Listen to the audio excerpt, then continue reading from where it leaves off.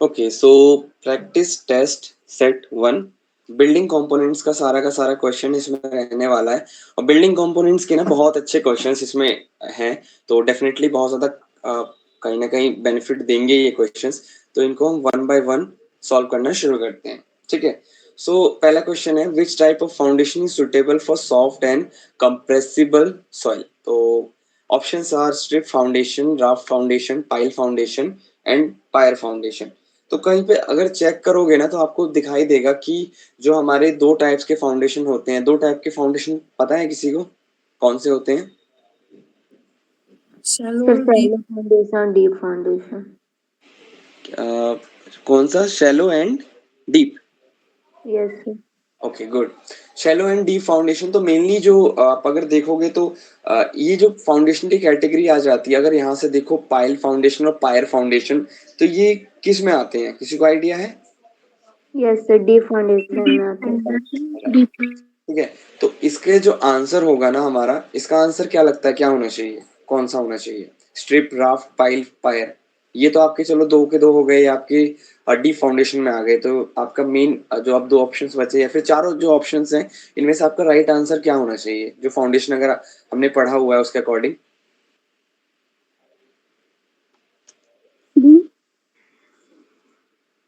Option number D. Option number D. D sir, raft foundation. Okay, B. Yes sir. ठीक है, और किसी का?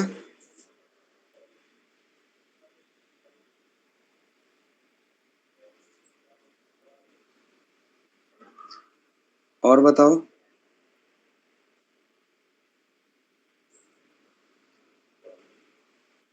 अच्छा, राफ्ट फाउंडेशन का एक और नेम है, कोई बता सकता है कि कौन सा नेम है?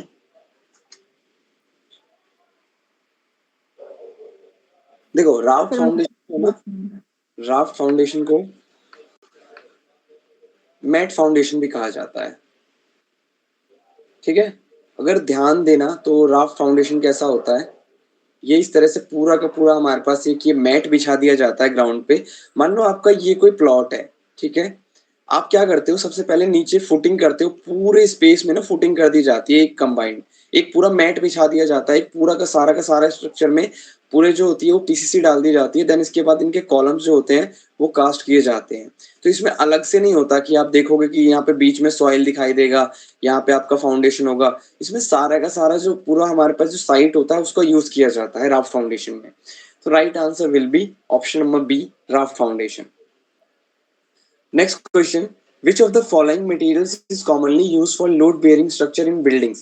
The options are A aluminium, B steel, C glass and D plastic. तो राइट आंसर विल बी, अगर हम बात करें लोड बेयरिंग स्ट्रक्चर में, तो सबसे मेन जो चीज एलिमेंट जो मटेरियल होता है वो हमारा होता है steel. So the option number B, steel will be our right answer. Next question number 3, which of the following is not a type of roofing material? So asphalt, shingles, slat, plywood and metal panels. So options की बात करें तो option number 3 में जो plywood है, plywood कभी भी roofing material के तौर पे यूज नहीं किया जाता है। एशफर्ट सिंगल्स, स्लेट का यूज देखा ही होगा। नॉर्मल स्लेट का अगर देखते हो कि माउंटेन रीजन्स में जाते हो तो स्लेट के पत्थर आप लोगों ने देखे होंगे कि रूफ जैसे मान लो ये छत है, ठीक है, इस तरह की कोई छत है तो यहाँ पे बहुत सारे जो होते हैं ये पत्थर लगे होते हैं। स्लेट, स्लेट बहुत कॉमन मटेरियल होता है रूफिंग के लिए। Okay, so right answer will be option number C, plywood. Identify the building component. The options are slab, plinth beam, nosing and D option is skirting. ठीक है, so option number D, skirting. Skirting का purpose क्या होता है, if anybody knows?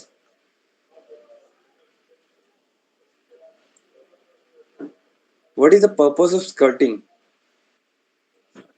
Aesthetic. देखो actually skirting का क्या purpose होता है, स्कर्टिंग का पर्पस ये होता है, let suppose we have a wall like this and skirting over here, ठीक है, ये हमारा पूरा पोर्शन स्कर्टिंग है।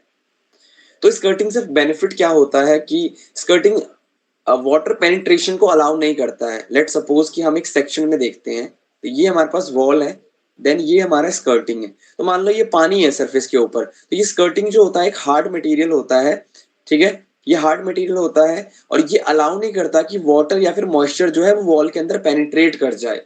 और इसका एक बेनिफिट और होता है, आपके फर्नीचर्स या फिर कोई भी चीजें जो होती है, आप मूवमेंट जब करते हो तो डायरेक्टली वॉल को हिट नहीं करते हैं, वो हिट करते हैं स्कर्टिंग को। तो स्कर्टिंग जो होता है बहुत सारी तरह से वॉल को जो होता है प्रोटेक्ट करने का काम करता है।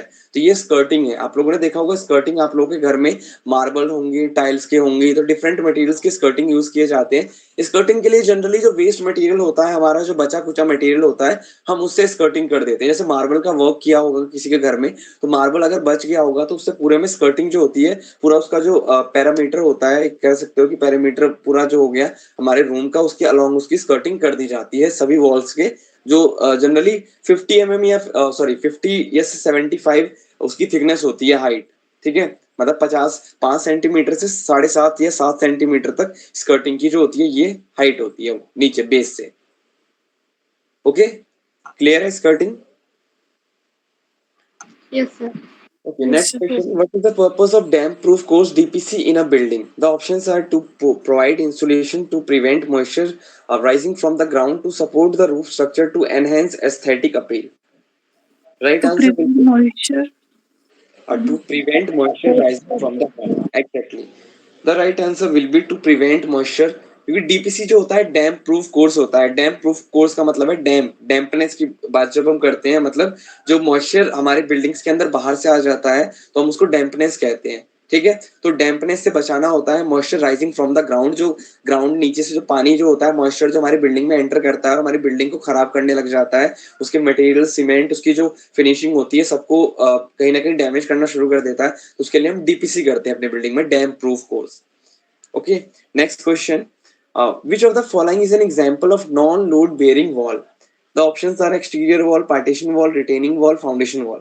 The right answer will be Partition wall. exactly. Partition. Option number B, partition wall is considered as a non-load bearing wall. Load bearing walls कौन से होते हैं जो लोड बेयर कर सकते हैं? एक्सटीरियर वॉल भी हमारे लोड बेयरिंग होते हैं। रिटेनिंग वॉल देखा ही होगा क्या होता है, जो बाउंड्री वॉल्स होते हैं उनको रिटेनिंग वॉल कहा जाता है। और फाउंडेशन वॉल कौन से वॉल्स, फाउंडेशन के जो वॉल हम ऐसे यूज करते हैं फाउंडेशन के लिए प्रॉपर्ली, तो वो हमारे फाउंडेशन वॉल, तो वो भी लोड बेयरिंग वॉल्स होते हैं। तो right answer will B partition wall. Partition wall जो होता है उनका काम लोड बेयर करना नहीं होता है। उनका काम सिर्फ और सिर्फ होता है एरिया को सेपरेट करना, पार्टीशंस देना। जैसे अगर मैं बात करूं कि ये मेरे पास एक रूम है, ठीक है, मैं यहाँ पे पार्टीशन लगाना चाहता हूँ कि ये दो मैं ऑफिस बनाना चाहता हूँ छोटे छोटे, एक ऑफिस ये, ऑफिस 1, ऑफिस 2, और ये मेरा हो गया, तो मैं इसमें पार्टीशन वॉल यहाँ पे लगा दूंगा, यहाँ पे लगा दूंगा। ठीक है, तो इन्हें पार्टीशन वॉल कहा जाएगा और ये मेरे मेन वॉल्स होंगे, ये वाले। So next question, which material is commonly used for external climbing in modern buildings? Yes, कोई पूछ रहा है कुछ? सर इसमें ये जो रिटेनिंग वॉल है ये भी तो वो हो सकती है नॉन लोड बियरिंग। नहीं, जनरली देखो हो सकती है, होने का कोई प्रॉब्लम नहीं है, बट पार्टीशन वॉल क्या कभी भी लोड बेयरिंग हो सकती है? सर फिर इसमें तो दो ऑप्शन हुए ना, क्योंकि ये वो तो बाउंड्री वॉल होती है, वो लोड बियर थोड़ी होती है।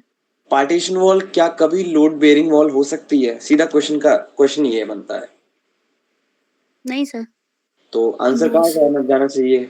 डाउट वाले पोर्शन पे या फिर जो प्रॉपर आंसर है उस पे? Proper answer. Exactly. Okay sir. Yes. Sir boundary wall तो फिर कंपाउंड वॉल हो गई ना? ओ सॉरी रिटेनिंग वॉल अलग है ना? रिटेनिंग वॉल क्या? रिटेनिंग वॉल बता दिया मैंने। रिटेनिंग वॉल तो आपका वो होता है जो किसी पर्टिकुलर एरिया में जो सारा सॉइल होता है वो रोकने के लिए हम लोग जो बनाते हैं। कंफ्यूज हो गया था मैं थोड़ा सा, ठीक है, तो वो हमारा हो जाता है रिटेनिंग वॉल। कंपाउंड वॉल होता है बाउंड्री वॉल की, जब हम बात करते हैं जो वॉल्स बना देते हैं साइड के अलोंग, तो वो हमारा हो जाता है दूसरा, फिर वो कंपाउंड वॉल हो जाता है। रिटेनिंग वॉल आपका अलग है, ठीक है।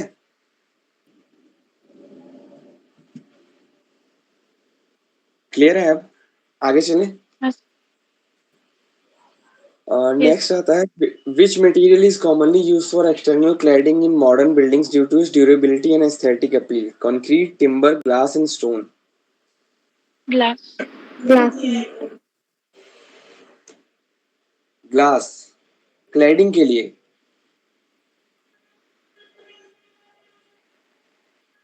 कंक्रीट। कंक्रीट तो हो ही नहीं सकता है, और ग्लास कैसे हो जाएगा? Exactly, the right answer will B stone.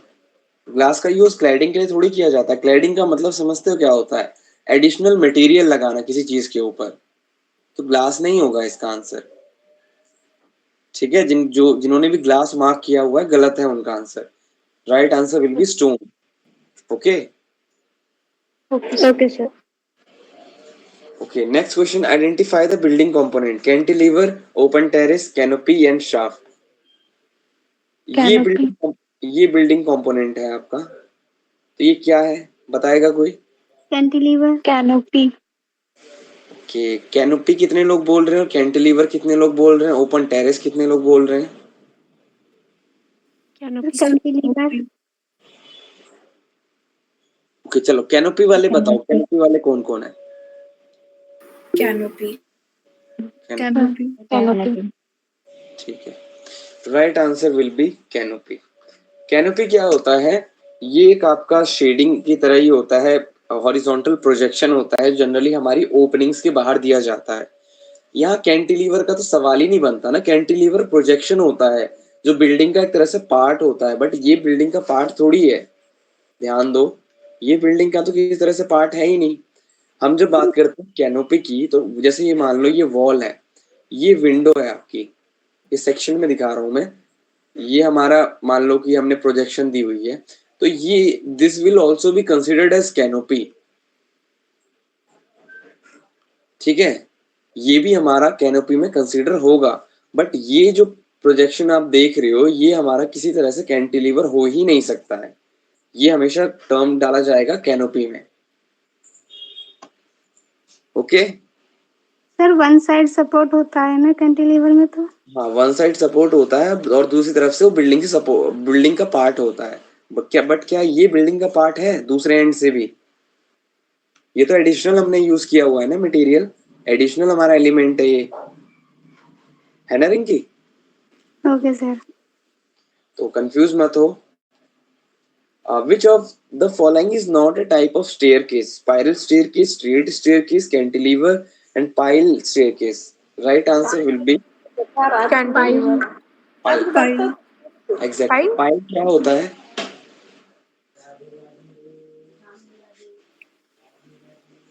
Pile क्या है बताओ? फाउंडेशन। Exact, foundation. फाउंडेशन का टाइप है, तो पाइल स्टेयरकेस नहीं होता है। स्पाइरल आप लोगों ने देखा होगा, इस तरह से स्पाइरल स्टेयरकेस चलती है हमारी। स्ट्रेट स्टेयरकेस ऐसे बिल्कुल सीधी स्टेयरकेस होती है, जो जहाँ पे स्पेस कम होता है वहां बनाते हैं। कैंटिलीवर स्टेयरकेस क्या होता है, जो एक तरफ सपोर्टेड होता है, जैसे मान लो ये वॉल है तो एक तरफ सपोर्टेड होगा, दूसरी तरफ से अनसपोर्टेड होगा, वो कैंटिलीवर हो जाता है। What is the purpose of rainwater harvesting system in a building?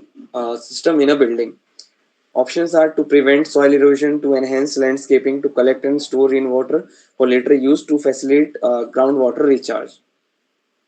To collect and store rainwater. C option. Option number C. Any other options? किसी और का? सर आप बताओगे ऑप्शन डी कहना क्या चाहते हैं एग्जैक्टली, लाइक डिफरेंस क्या है? चलो ठीक है, पहले ये बताओ कि any other options? Option A sir. Option A, option A, ठीक है, और किसी का? डी भी हो सकता है। ओके, डी ऑप्शन भी हो सकता है। ठीक है, और कुछ?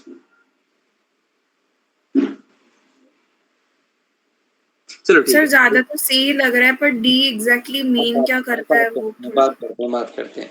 रेन वाटर हार्वेस्टिंग सिस्टम क्या कहता है, इसका प्रॉपर डेफिनेशन अगर मैं मांगू तो क्या बताओगे इसका डेफिनेशन, जो एक्चुअली में देखा है प्रैक्टिकली या कभी सोचा होगा, कभी पढ़ा होगा, तो क्या कहता है रेन वाटर हार्वेस्टिंग? वही बारिश का पानी कलेक्ट करते हैं एंड स्टोर करते हैं, वही जो सी ऑप्शन में लिखा है वही उसका एग्जैक्टली, फैसिलिटेट का मतलब होता है कि आसान करना, ग्राउंड वाटर रिचार्ज। बट हम एक्चुअली में रेन वाटर हार्वेस्टिंग में ग्राउंड वाटर रिचार्ज तो नहीं कर रहे हैं, हम सारा का सारा पानी ग्राउंड में तो नहीं डाल रहे हैं ना, क्या ऐसा है?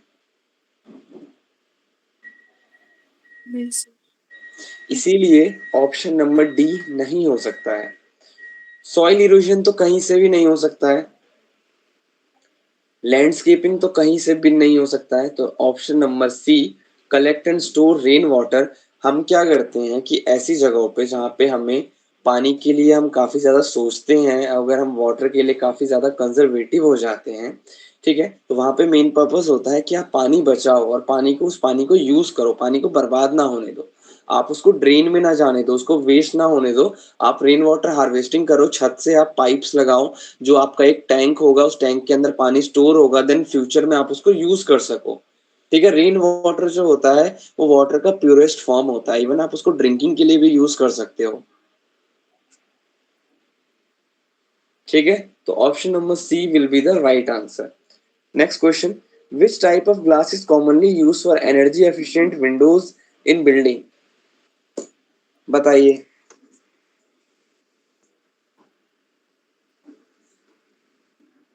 सी। Option number C. ओके, और कोई? D. Okay, D laminated glass. पढ़ा है क्या किसी ने कभी लो ई विंडोज या ग्लास के बारे में और लेमिनेटेड ग्लास के बारे में? और लैमिनेटेड ग्लास का पड़ा है। क्या है लेमिनेटेड ग्लास? सर 2 ग्लासेस को अटैच करते हैं हम लोग पीवीसी रेसिन वाया, मतलब, और वो ज्यादा मतलब सेफ्टी कंसर्न अगर हमें देखना रहेगा ना, तो उसको हम लोग कंसिडर करते हैं लैमिनेटेड ग्लास को। ठीक है, कोई इसका तो वो एग्जाम्पल बता सकते हो कहाँ पे यूज किया जाता है या कहीं देखा हो सर लेमिनेटेड वो ग्लास? साउंड प्रूफ के लिए यूज किया जाता है। ठीक है, ट्रेन में जो विंडो रेलिंग्स। एसी कोचेस होते हैं उनमें कौन से ग्लास होते हैं?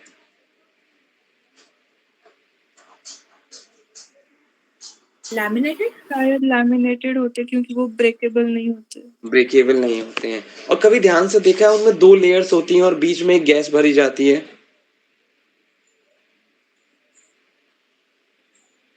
आर्गन गैस कुछ तो रहती है। आर्गन गैस रहती है उसमें। तो इसका जो आंसर है ना, लो ई ग्लास जो होता है वो इसका परफेक्ट एग्जाम्पल है।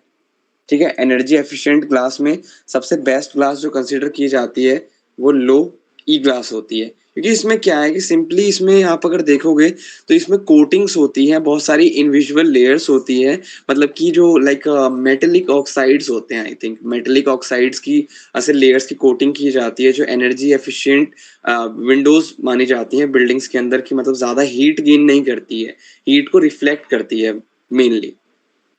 ठीक है, अगर आप इसके स्केचेस या फिर डायग्राम कहीं पे देखोगे तो आपको पता चलेगा कि जैसे सनलाइट आता है ना, वो ऑल वेवलेंथ जो होती है, मतलब जैसे हीट जो रिफ्लेक्टेड सारा का सारा होता है वो रिफ्लेक्ट कर देती है। ठीक है, मतलब बड़ी जो वेवलेंथ्स होगी उसमें ज्यादा हीट होता है, जो शॉर्ट वेवलेंथ्स होती है वो विजिबल लाइट्स होती हैं जो इजिली ग्लास से पास होके हमें ज्यादा हार्श नहीं करती हैं, तो वो तो चाहिए हमें अंदर। बट जो ज्यादा हाई वेवलेंथ की होगी, लॉन्ग वेवलेंथ की होगी, वो हीटेड होगा, रेडिएशन होगा, तो वो सारा का सारा रिफ्लेक्ट कर जाता है। ठीक है, तो हमें क्या कोशिश करनी होती है कि हमारा जो बाहर की हीट है वो हमारी बिल्डिंग के अंदर ना आ सके। Okay, so the right answer option number C, low E glass. चलो नेक्स्ट बताओ, आइडेंटिफाई। चलो एक काम करो, देखो मेरे को थोड़ा सा बोलने में भी प्रॉब्लम हो रहा है, तो एक काम करते हैं, थोड़ा सा इसको और सिंपल बना देते हैं। हर क्वेश्चन को एक डिफरेंट पर्सन रीड करेगा, ऑप्शंस को रीड करेगा, देन अपना पर्सनल ओपिनियन बताएगा कि उसके हिसाब से इसका आंसर क्या होना चाहिए। Will it be okay?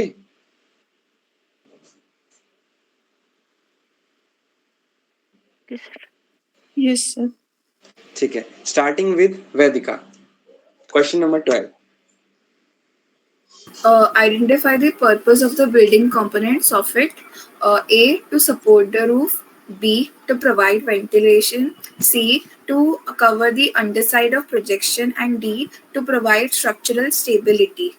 Okay, answer? Sir मुझे ना सी और डी मैंने मतलब सर्कल भी करके रखा हुआ था कि पेपर में, कि मुझे इसलिए क्वेश्चन में कंफ्यूजन है। Classes remove. क्या चीज, क्या बोल रहे हो? सर मैंने नहीं बोला। नहीं, कोई तो बोल रहा था अभी कुछ, मेरे को आवाज क्लियर नहीं हुआ। चलो कोई बात नहीं, ठीक है, बताओ जिसको भी आंसर बताना है बताओ। Sir, C to cover the underside of a projection. हाँ, ऑप्शन नंबर जो सी है ना, वो इसका करेक्ट आंसर है। स्ट्रक्चरल स्टेबिलिटी देने का काम नहीं करता है सोफिट।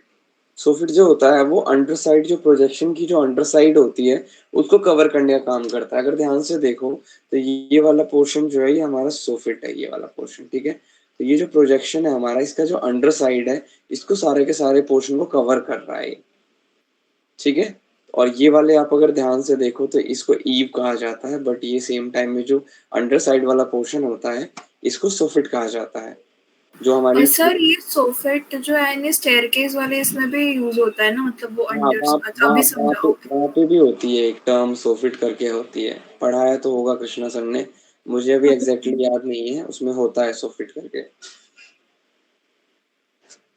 ठीक है। तो इसका ऑप्शन नंबर सी जो है, cover the under side of A projection, ये इसका राइट आंसर है।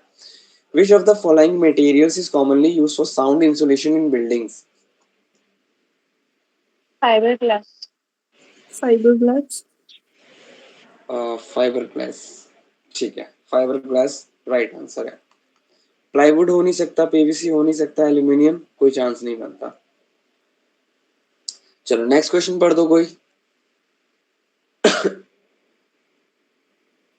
Which type of light fixture is designed to direct light upward toward the ceiling, creating a soft, diffuse illumination in the room? Options. Sir मैंने ये attempt नहीं किया था। Okay, कोई और ऑप्शन पढ़ दो और आंसर बता दो।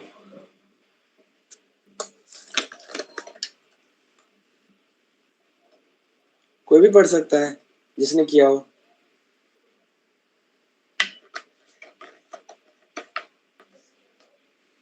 किसी ने नहीं किया क्या ये? सर मैंने रिसेस्ड लाइट किया है इसका। रिसेस्ड लाइटिंग, एक्चुअली में रिसेस्ड लाइटिंग सही आंसर है। इन लाइटिंग्स के बारे में पढ़ के देखना, पेंडेंट लाइटिंग क्या होती है, ट्रैक लाइट क्या होती है, वॉल्स कॉन्स क्या होता है। वॉल्स कॉन्स तो मेरे ख्याल से वो होते हैं ऐसे, ये मतलब गोल गोल से सिलेंड्रिकल होते हैं, जो देखा होगा। जैसे कुछ अगर मान लो बाहर बाउंड्री वॉल होती है, बाउंड्री वॉल पे मान लो नेम प्लेट लगा हुआ है, कुछ ऐसा लगा हुआ है, तो वहाँ पे वॉल्स कॉन्स लगा दिए जाते हैं, इनमें से लाइट्स निकलती है और ये वाला पोर्शन पूरा यस सर। लाइटेड होता है।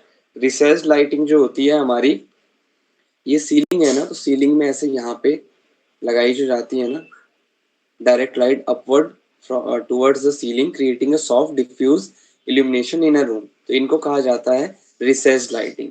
पेंडेंट लाइटिंग का मुझे याद नहीं आ रहा कौन से टाइप की लाइटिंग है, नाम मुझे पता है इसका, बट अभी एग्जैक्टली मुझे याद नहीं आ रहा कि पेंडेंट कहते किसको है।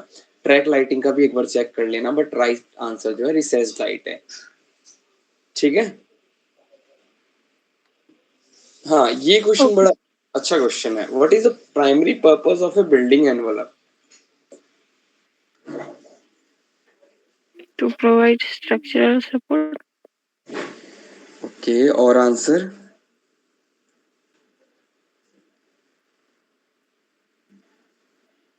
और कोई आंसर?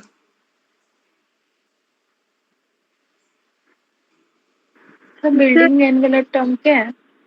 हाँ मुझे समझ बताओ। में मतलब बिल्डिंग एनवेलप एक्सटीरियर और इंटीरियर दोनों को अलग अलग करता एक्चुअली है। क्या है, बिल्डिंग एनवलप जो होता है वो लाइक इसको कंसीडर कर सकते हो बिल्डिंग का बाहर का पूरा जो एक लाइक अगर हम बात करें कि एक लेयर इन द सेंस कि एक स्किन ऐसा कुछ है, जो कॉम्बिनेशन है बहुत सारी चीजों का, लाइक वॉल्स हो गई, विंडोज हो गई, डोर्स हो गए, फ्लोर्स हो गए, ठीक है, जो सेपरेट करता है इंटीरियर और एक्सटीरियर इन्वायरमेंट को, ठीक है, उसको बिल्डिंग एनवलप कहा जाता है। तो तो बिल्डिंग फिर एनवलप बी का, हाँ, बिल्डिंग एनवलप का जो पार्ट होता है उसका ये होता है कि वो इनसाइड जो मतलब अंदर की जो कंडीशंस हैं, टेम्परेचर है और जो एनर्जी यूज है उसको बाहर से मतलब कहीं ना कहीं प्रोटेक्ट कर सके। तो क्या होना चाहिए इसका answer?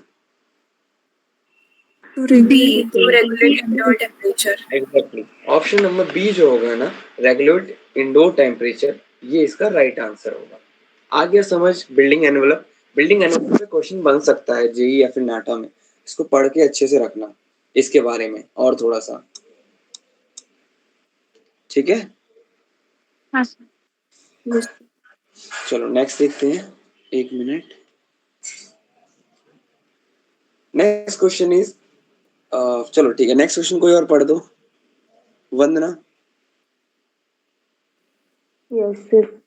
Which material is commonly used for insulation in roof minimize heat gain in hot climate? Options, Fiberglass, polystyrene foam, aluminum foil, plywood. Plywood. क्या होना चाहिए इसका आंसर? देखो, फाइबर ग्लास तो बिल्कुल नहीं हो सकता है। Commonly use for insulation in roofs में कभी भी यूज नहीं होता। एल्यूमिनियम फॉइल कभी भी नहीं होगा। प्लाईवुड कभी भी रूफिंग मटेरियल होता नहीं है। बचता क्या है? Polystyrene foam. इसके बारे में पढ़ लेना एक बार, क्या होता है, मटेरियल कैसे यूज किया जाता है, तो पता चल जाएगा। वैसे ही सीधा सीधा हमने एलिमिनेट कर दिया। एक ना क्या होता है कि कई बार जब हमें आंसर्स पता नहीं होते हैं, एग्जैक्टली जो ऑप्शंस होते हैं उनके बारे में पता नहीं होते, सबसे बेस्ट क्या होता है कि आप उन ऑप्शंस से कंपेयर करके देख लो बाकी ऑप्शन से कि ये क्यों नहीं हो सकता है। जैसे एग्जैक्टली अगर बात करें तो पॉलीस्टीरीन फोम के बारे में किसी को नहीं पता होगा, ठीक है? इवन मुझे बहुत ज्यादा इसके बारे में नॉलेज नहीं है, बट इसका नाम मैंने सुना है कि पॉलीस्टीरीन फोम का यूज किया जाता है। बट उतना कोई वैसा मटेरियल नहीं है कि regular day to day life में कहीं पे सुनने को मिल जाए, या फिर इवन कहीं पे बहुत बार सुनने को मिल जाए, ऐसे मटेरियल नहीं है ये। फाइबर ग्लास का पता है हमें कैसे यूज होता है। एल्यूमिनियम फॉइल ये कुछ अलग चीज हो गई। प्लाईवुड का पता है हमें कैसे यूज होता है। तो बस पॉलीस्टीरीन फोम, तो हम इसको कह सकते हैं ना, आंख बंद करके तुक्का लगा सकते हैं, पॉलीस्टीरीन फोम होगा इसका आंसर, ऐसा कुछ, ठीक है? नेक्स्ट देखते हैं, identify the type of truss. तो बताओ ये क्या होना चाहिए? Sir, crane posters. A, option A. Option number ए। चलो, सबको पता है किंग और क्वीन पोस्ट ट्रस का क्या कैसे होता है? डिफरेंस पता है? नहीं। देखो, ट्रस तो पता ही होगा, रूफिंग के लिए जो हम क्या बोलते हैं, फ्रेम तैयार करते हैं वो होता है। बट किंग पोस्ट और क्वीन पोस्ट में अंतर क्या होता है? सेंट्रल पॉइंटेड तो बिल्कुल नहीं है ये कोई टाइप है नहीं ऐसा। अगर हम बात करें किंग पोस्ट ट्रस की, तो ये आपका कुछ इस तरह से स्ट्रक्चर होता है किंग पोस्ट में।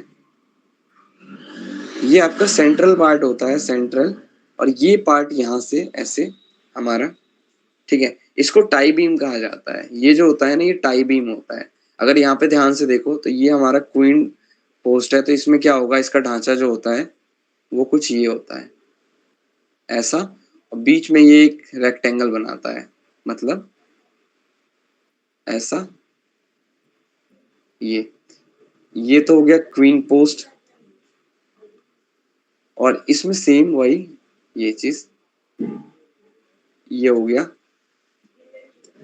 किंग पोस्ट, ठीक है? इन दोनों के बीच में डिफरेंस ध्यान रखना है। डिफरेंस ध्यान रखोगे तो इजी पड़ेगा, अदरवाइज फिर प्रॉब्लम में फंस जाओगे, ठीक है? कभी पूछा भी जा सकता है इन सब में, तो इन्हें यही सारी चीजें कही जाती है। और ये जो पोर्शन होता है इसको कई बार जो होता है राफ्टर बीम भी कहा जाता है। इसको टाई बीम को जो है ना, इसको राफ्टर बीम भी कहा जाता है। क्लियर है ये वाला क्वेश्चन 17? आगे देखिए। हाँ सर, जी। Which of the following is not a type of door? Sliding, louvered, bay or French door?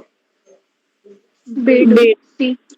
बे जो होता है ये विंडो का टाइप है, डोर का टाइप नहीं है ये।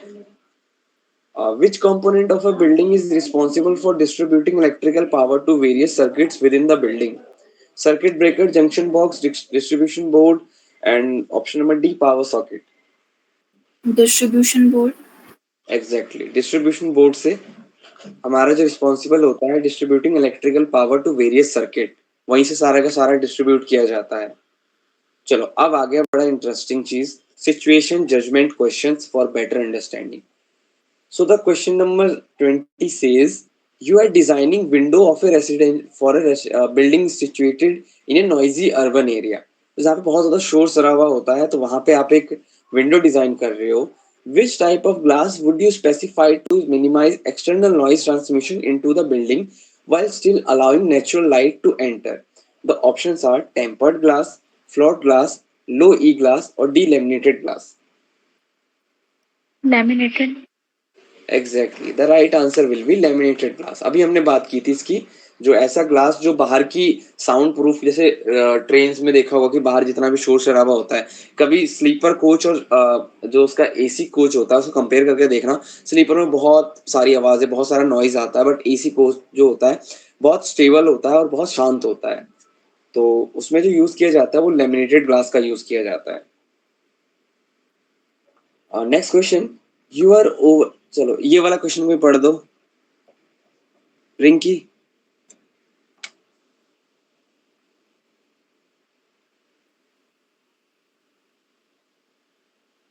मैं पढ़ लूँ सर? हाँ पढ़ दो, रिंकी की तो आवाज नहीं आ रही, शायद माइक का इशू है, पढ़ो। You are overseeing the construction of a commercial building in a densely populated area. Due to limited space, the building needs to maximize natural light while maintaining privacy for an occupant. Which type of windows design would you recommend? Options? Options are casement windows, awning windows, double hung windows, clerestory windows. क्या होना चाहिए right answer? Sir मैंने clear story Windows लगाए। Clear हाँ story. मैंने भी। चलो अच्छा हाँ क्वेश्चन है, सर। सोच के देखो क्या होना चाहिए। केसमेंट विंडो में क्या प्रॉब्लम आएगी? अब यहाँ पे जो चीज दी गई है उसके हिसाब से सर सोचो। वो मतलब जब ओपन होगा तब Privacy ज्यादा प्राइवेसी का कंसर्न होगा, राइट? yes हाँ सर। privacy। यहाँ पे दो चीजें दी गई है, बहुत ध्यान से पढ़ना, इन क्वेश्चंस को पढ़ना बहुत ध्यान से। यहाँ सारी सिचुएशन दी जाती है, देन उसके बाद हमें बहुत दिमाग लगा के सोचना होता है। ये ऐसा क्वेश्चन नहीं है कि विद इन 10 से 20 सेकंड के अंदर आंसर आ जाए, इसमें बहुत चीजें सोचनी पड़ती है। यहाँ पे देखो क्या कहा गया है, ड्यू टू लिमिटेड स्पेस, आपके पास बहुत कम स्पेस है, the building needs to maximize natural light. Building को बहुत मैक्सिमाइजेशन चाहिए कि वो नेचुरल लाइट को मैक्सिमाइज कर सके while maintaining privacy for occupants, और प्राइवेसी भी मेंटेन कर सके। तो यार ऐसा क्या सॉल्यूशन है कि विंडो खोल भी ले, लाइट भी आ जाए और प्राइवेसी भी मेंटेन हो? हम अगर ग्लास विंडो फिक्स कर देंगे तो ग्लास विंडो फिक्स करने पे क्या प्रॉब्लम आएगी, बताएगा कोई? सर प्राइवेसी की दिक्कत होगी। और क्या दिक्कत आएगी? सर स्पेस, लिमिटेड स्पेस है। Limited space. एक और सबसे बड़ा चैलेंज क्या होगा?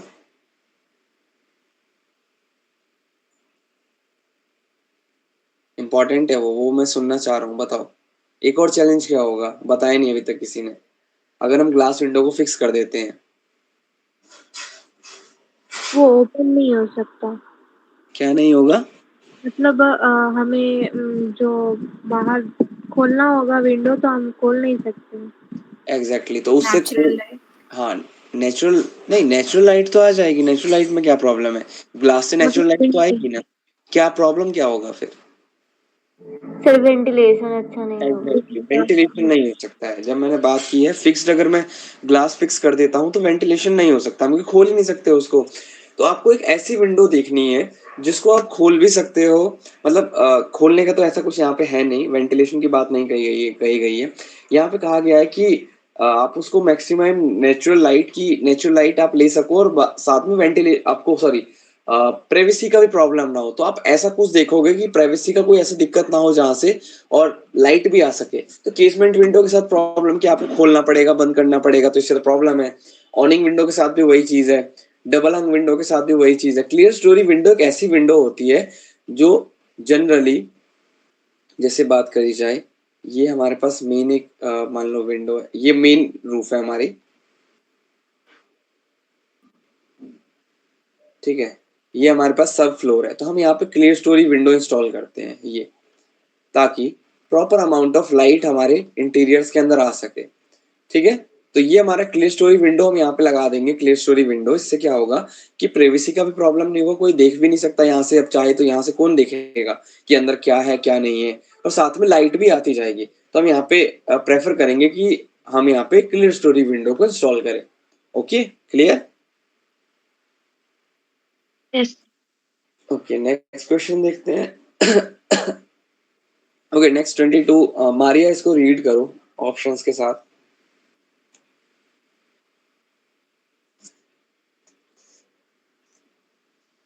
हेलो मारिया, रीड करो इसको। Yes, sir, yeah. You are designing a commercial building with a multiple floors.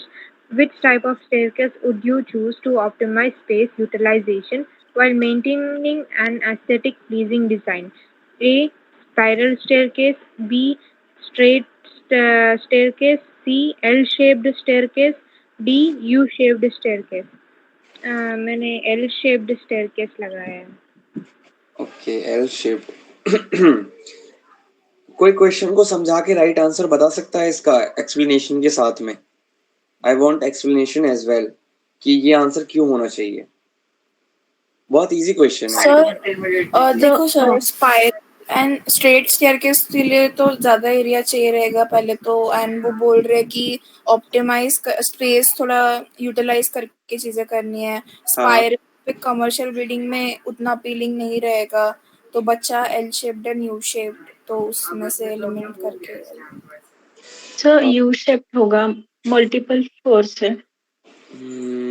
देखो, you are designing a commercial building with multiple floors. Okay, which type of staircase would you choose to optimize space utilization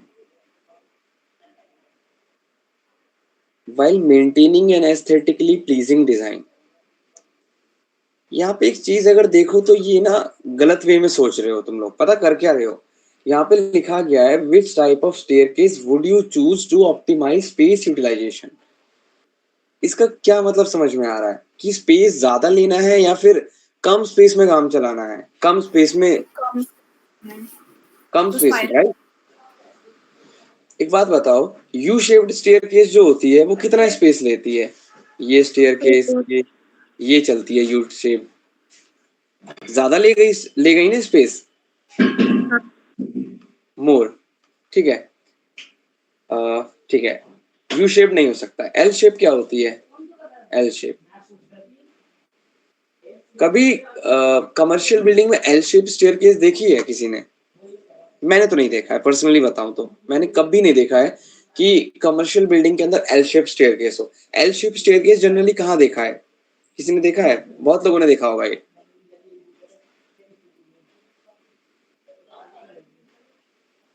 बताओ. Residential houses में. Sir बताओ.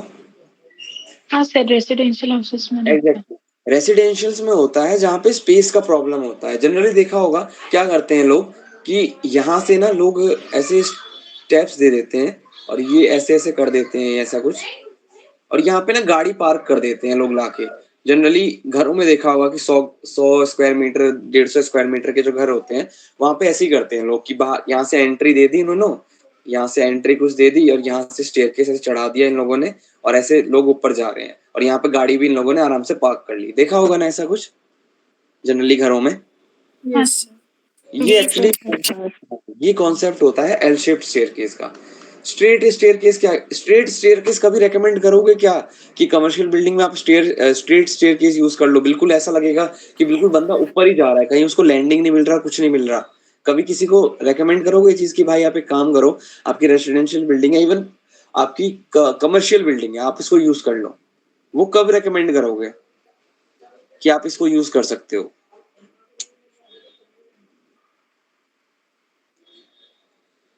बताओ. Factories में काफी देखा है factories में. इसके पीछे की वजह क्या होती है कि ये वाला स्टेयरकेस हम क्यों चूज करते हैं? क्या प्रॉब्लम होती है? ज्यादा चलने की जरूरत ना पड़े. ज्यादा चलने की, हाँ. और कुछ? सर ज्यादा लैंडिंग की जरूरत ना पड़े ना. एक्चुअली प्रॉब्लम क्या होती है, ये स्टेयरकेस उन जगहों पे दी जाती है जहाँ पे स्पेस का बहुत प्रॉब्लम होता है. कभी स्लम्स में जाना या फिर ऐसी जगहों पे जाना जो बहुत ज्यादा कंजस्टेड है ना, वहां पे कभी देखा है कि एक ही स्टेयरकेस होती है, वो लगातार चलती जाती है, बंदा फर्स्ट फ्लोर पे पहुंच जाता है. ऐसा कुछ. और बहुत छोटी होती है, 1-1.5 फीट 2 फीट की ऐसे गैप होता है. देखा है? नोटिस किया है कभी? यस. जो बहुत छोटे छोटे घर होते हैं, बहुत कंजस्टमेंट में जो सारी चीजें डिजाइन की जाती है वहां पे. हाँ सर. तो एक्चुअली वहां स्ट्रेट स्टेयरकेस का यूज किया जाता है. तो स्पाइरल स्टेयरकेस जो होगा ना, एस्थेटिकली बहुत प्लीजिंग लगता है देखने में. कभी स्पाइरल स्टेयरकेस को देखोगे तो बहुत ज्यादा अच्छा लगता है देखने में, और बहुत कम स्पेस का यूटिलाइज करता है. दोनों चीजें यहाँ पे जो सेटिस्फाई होंगी वो स्पाइरल स्टेयरकेस के साथ ही सेटिस्फाई हो सकती हैं. ठीक है? अंडरस्टूड? Yes, sir. ओके, चलो नेक्स्ट क्वेश्चन। श्रेष्ठा 23rd वाला क्वेश्चन रीड करो।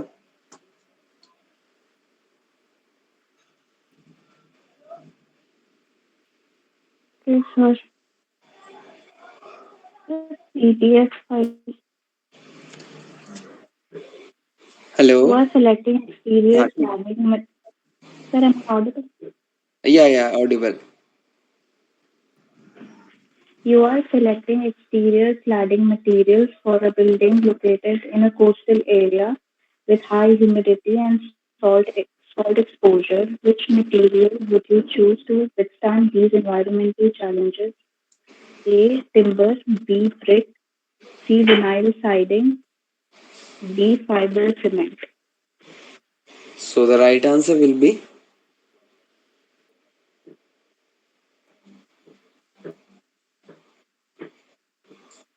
Sir, I don't know the answer. okay, no problem. Any guesses, guys? Brick. Brick. Brick तो नहीं होगा क्योंकि साल्ट जब आएगा तो वो पाउडर ब्रिक बन बिल्कुल नहीं हो जाएगा। सकता। मेटल भी इवन बिल्कुल नहीं हो सकता है। टिम्बर नो चॉइस ना, टिम्बर भी नहीं।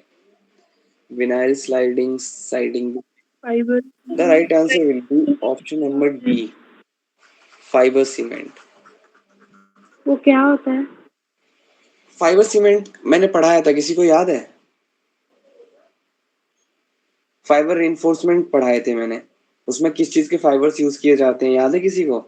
जब मैंने एडवांस बिल्डिंग कंस्ट्रक्शन मटेरियल्स पढ़ाया था, फाइबर सीमेंट के बारे में बताया था मैंने। किसी को नहीं याद? तो शायद उसमें स्ट्रॉ का यूज होता है फाइबर के लिए। स्ट्रॉ फाइबर में नहीं आएगा ना स्ट्रॉ। फाइबर सीमेंट क्या होता है, कोई बताएगा? जब हमने फाइबर कंक्रीट की भी बात ऑर्गेनिक की थी। पॉलीमर्स। क्या बोल रही हो वेदिका? सॉरी वरदा सर। हाँ व्रता बोलो। स्टील, ग्लास और ऑर्गेनिक पॉलीमर्स बता। हाँ एग्जैक्टली। तो ये होते हैं हमारे फाइबर सीमेंट, जो हमारे जनरल जो ट्रेडिशनल सीमेंट होता है उससे ज़्यादा बेटर होते हैं। और फाइबर सीमेंट की बहुत सारी और एडिशनल प्रॉपर्टीज़ होती है। तो मैं कहूँगा एक बार फाइबर सीमेंट को जो भी भूल चुके हैं वो must read about fibre cement. और ये जो टिम्बर और ब्रिक जो विनाइल जो साइडिंग है, विनाइल साइडिंग के बारे में भी एक बार पढ़ना क्या होता है।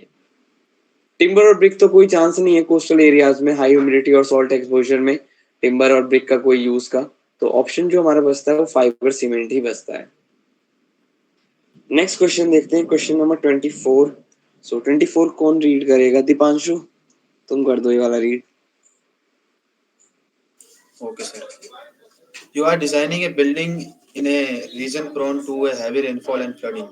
Which of the following measures would you incorporate to mitigate potential water damage? A. Install a dam-proof course. B. Implementing a rainwater harvesting system. C. Using waterproofing membranes on basement wall. Adding decorative water feature around the building. ठीक है, क्या होना चाहिए इसका? तो मुझे तो इसके एक से ज्यादा लग रहे हैं ऑप्शन। कौन सा? एक से ज्यादा ऑप्शन इसका आंसर लग रहे हैं। एक से ज्यादा ऑप्शन और कोई? सी ऑप्शन लग रहे हैं। ठीक है, और किसी का? डीपीसी से बी और सी? A option. DPC वाला ए ऑप्शन में। ए लग रहा है।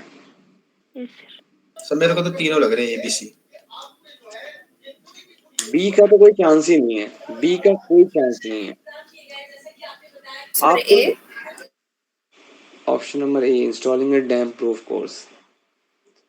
चलो देखते हैं। Adding decorative water features around the building, कोई चांस नहीं है इसका। बचा ए और C option. Installing a damp proof course DPC, using water proofing membrane on basements walls. क्या लगता है, ए होना चाहिए या सी होना चाहिए? अभी तक जो हमने क्वेश्चन पढ़ा था उसके according.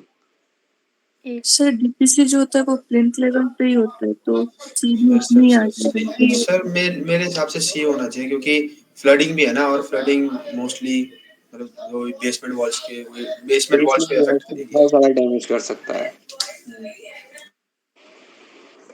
So the right answer जो होगा इस क्वेश्चन का वो ऑप्शन नंबर सी होगा। ऑप्शन नंबर ए नहीं होगा, डीपीसी नहीं होगा। सही बताया जिसने बताया कि डीपीसी जो की जाती है वो प्लिंथ लेवल पे की जाती है, तो यहाँ पे कोई चांस नहीं बनता है इसका। जहाँ पे हैवी रेनफॉल और फ्लडिंग का ऐसा इशू हो तो वहाँ पे आपको वाटर प्रूफिंग मेम्ब्रेन जो होगा वो बेसमेंट वॉल्स पे अप्लाई करना पड़ेगा। Question number 25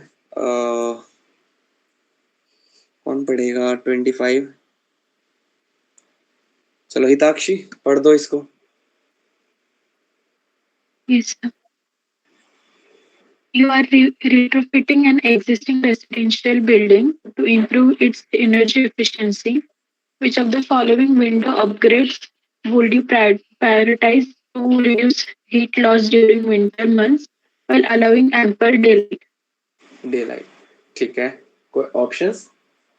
Installing single pane windows with strong windows, upgrading to double pane windows with low emissivity coatings, adding windows staining for privacy and glare reduction, retrofitting with traditional wooden shutters. क्या लगता है? Sir मैंने A किया था, installing single pane window with strong windows. हाँ। और किसी का?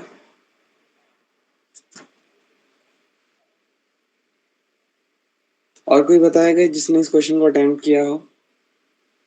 सर हमने बी किया था।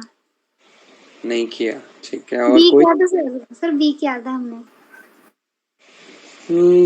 ठीक है, बी किया है। और कोई जिसने किया हो अटेम्प्ट?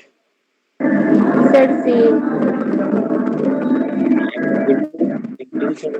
ग्लेयर रिडक्शन, कोई चांस नहीं बनता सी का। ऑप्शन नंबर डी का भी कोई?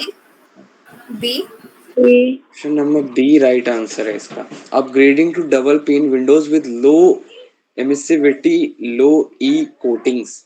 जो लो ई ग्लास की बात की जाती है, लो ई कोटिंग्स, जो मैंने अभी लो ई विंडो की जो फीचर्स बताए उसका क्या होता है, वाइल अलाउइंग एम्पल डेलाइट की प्रॉपर डेलाइट आ सके, और क्या हो सके कि जब हाई वेवलेंथ वाली जो आपकी रेज होती हैं, ठीक है, उससे जो मतलब ग्लेयर आता है या फिर जो हीट आती है वो अंदर ना जा सके। और विंटर्स में क्या होता है, इतनी ज्यादा हाई वेवलेंथ नहीं होती है सन की, ठीक है। अगर ध्यान दो कि समर्स और विंटर के कंपैरिजन करो तो उसका हमें क्या चाहिए होता है, समर के टाइम पे जो लोअर वेवलेंथ होती है वो हमें चाहिए होता है कि अंदर वो ट्रैप हो सके और हीट लॉस अंदर का रिड्यूस किया जा सके, ठीक है। हीट लॉस का मतलब, हीट गेन का मतलब होता है बिल्डिंग के अंदर हीट को लाया जा सके, बिल्डिंग हीट गेन कर सके।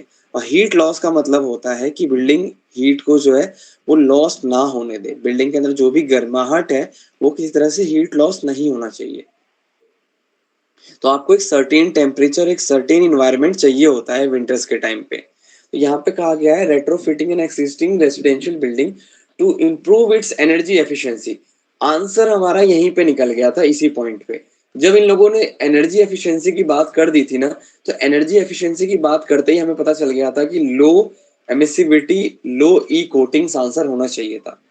किसी को लगा था ये चीज एनर्जी एफिशिएंसी पढ़ते ही कि साथ ही कि ऑप्शन नंबर बी ही होगा इसका? Yes sir.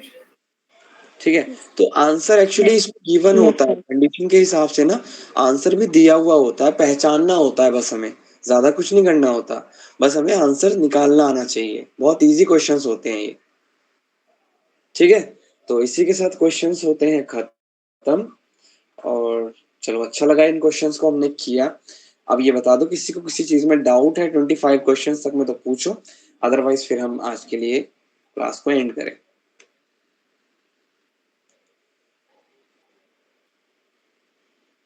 अच्छा, शेयर तो नहीं किया ना किसी के साथ ये पीडीएफ, किसी ने भी? No sir. चलो ठीक। सर पर मेरे पास ये वाला पीडीएफ नहीं था। अच्छा, नहीं है वाला पीडीएफ? No sir. चलो ठीक है, मैं भेज दूंगा। ओके। और सर कृष्णा सर वाली रिकॉर्डिंग अगर हो पाएंगी तो वो भी अपलोड करवा देना। कृष्णा सर की रिकॉर्डिंग्स ठीक है, उनके जो टॉपिक्स की है वो भी ऑलमोस्ट 1-2 क्लासेस तो हैं वहाँ पे, उनकी जो मेन क्लासेस हुई है हाँ, उनका 1-2 है, यस सर। 1-2 क्लासेस रहता है, वो मैं अपलोड करवा दूँगा, ठीक है? बाकी तो लाइव क्लासेस होंगी तो ले ही लेना। बाकी मेरे भी टॉपिक्स का अगर किसी टॉपिक पे क्लास चाहिए हो लाइक जैसे बिल्डिंग मटेरियल्स या बिल्डिंग कंपोनेंट्स के जो मैंने पीडीएफ भेजे हुए हैं, तो उनका मैंने अपलोड नहीं किया है क्लासेस। तो अगर उन पे किसी पे चाहिए हो तो बता देना, अदरवाइज़ अगर वहीं से सारा पीडीएफ समझ में आ जाता है तो दैट्स ग्रेट। अगर चाहिए हो तो बता देना मुझे, ठीक है? सर ब्रिज कंस्ट्रक्शन वाला है क्या रिकॉर्डिंग? ब्रिज कंस्ट्रक्शन वाला रिकॉर्डिंग होना चाहिए।